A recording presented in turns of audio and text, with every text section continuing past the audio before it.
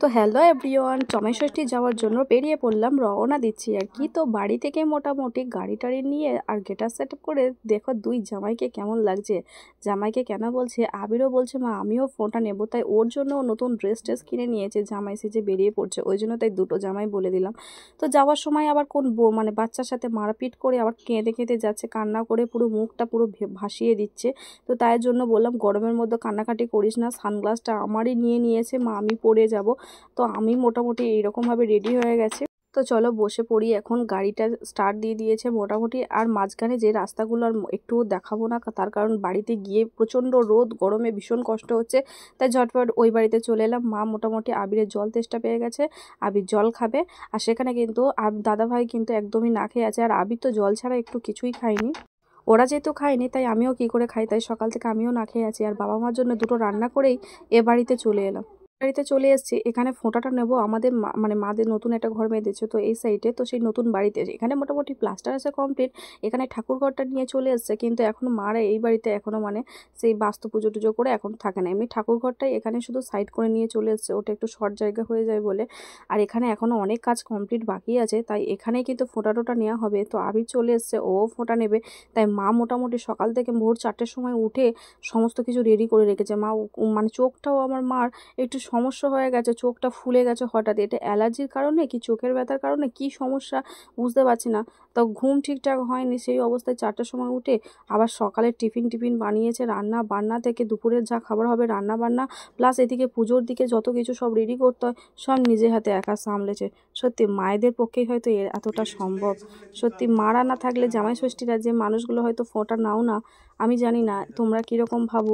তো এটা আমার কাছে সবচেয়ে একটা বড় একটা অনুষ্ঠানের মধ্যে দিয়ে পড়ে, সবচেয়ে সেরা একটা অনুষ্ঠান, যেটা জামাই ষষ্ঠী, যেটা শাশুড়ি মা মানে যেটা জামাইকে ভালোবেসে ছেলের সাথে একটা উপোসের একটা বন্ধন এটা আর কি।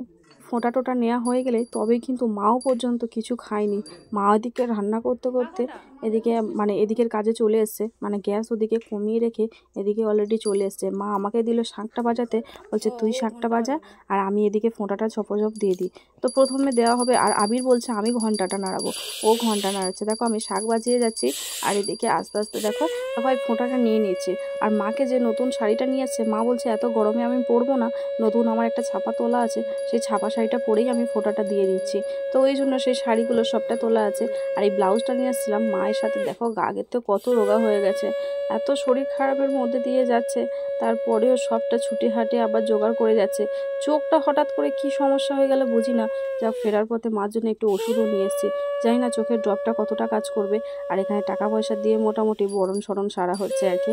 তো আবির বসে আছে ঘন্টা নাড়াচ্ছে, বলছে বাবা এবার তুমি ঘন্টাটা নাড়াও, এবারে কিন্তু ফোঁটাটা নেবো আমি। আর আমি এখানে শাঁখ বাজিয়ে বাজিয়ে পুরো প্রায় আমার মুখটা এবার ব্যথা হয়ে যাচ্ছে। তো ওইদিকে মাও এদিকে দেখো এই সাইডে ওকে ফোঁটা দেবে বলে সবটার জন্য রেডি। বাপরে বাপ, ও এত সুন্দর করে ফোঁটাটা নেবে, মানে ওর এই যে কোনো ফোঁটা, ভাই ফোঁটা মানে এমনি এই ফোঁটা নেওয়ার জন্য ও এতটা আগ্রহ কেন জানি না। ও এইটুকু বাচ্চা কতটুকু বোঝে এই সম্বন্ধে, কিন্তু আমার মাও একে আশীর্বাদ করছে, ফোঁটা দিচ্ছে। আর দেখো বাবা প্রায় অনেক ফলটা নিয়ে এসছে, বললো এগুলো আনতে একদমই বারণ করেছিলাম। যাই হোক বাবা কি আর শুনবে। যাই হোক এখানে চলে এসেছি আমরা এই বাড়িতে, এবার কিছু খাওয়া দাওয়া করবো। দেখো এই সাইডে মোটামুটি মা রান্না টান্না একদম অগোছালো হয়ে আছে রান্নাঘরটা, ওদিকে গ্যাসটাও মা নিভিয়ে তারপরে গেছিলো। তারপরে আমি এদিক থেকে চলে এসেছি, টিফিনের জোগাড়টা করতে হবে, কারণ আমারও খুব খিদে লেগেছে। ওই দিক বাড়িতে রান্না বান্না করে এসে তাড়াহুড়ো করে এখানে এবার ফোঁটা টোটা নেওয়া হয়ে গেছে, মানে মা আমরা সবাই মিলে একটু খেয়ে নেবো। তার জন্য আমি পাখাটা নিতে এসেছি, পাখাটা নিয়ে গিয়ে ওখানে একটু ফিট করবো, কারণ ভীষণই গরম, ভীষণ গরম। যাক মাদের টালির ছাদ বলে তাই অনেকটা হয়তো আবার একটু মানে বেঁচে গেছি টালি আর কি। এবার খেতে বসে গেছে। মা টিফিনে বানিয়েছিল একটু লুচি আলুর দম, আর তার সাথে একটু সিমাই বানিয়েছিল। আর আবিরের নিচের পোর্শনটা দেখানো যাবে না, কারণ ওর এতটাই গরম পড়েছে, মানে একদম বসে পড়েছে, বুঝতে পেরেছো তোমরা।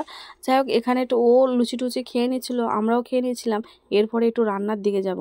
মা মোটামুটি প্রায় অনেকটা করে নিয়েছে, আর আমি করবো একটু বাগদা চিংড়ি মালাইকারিটা।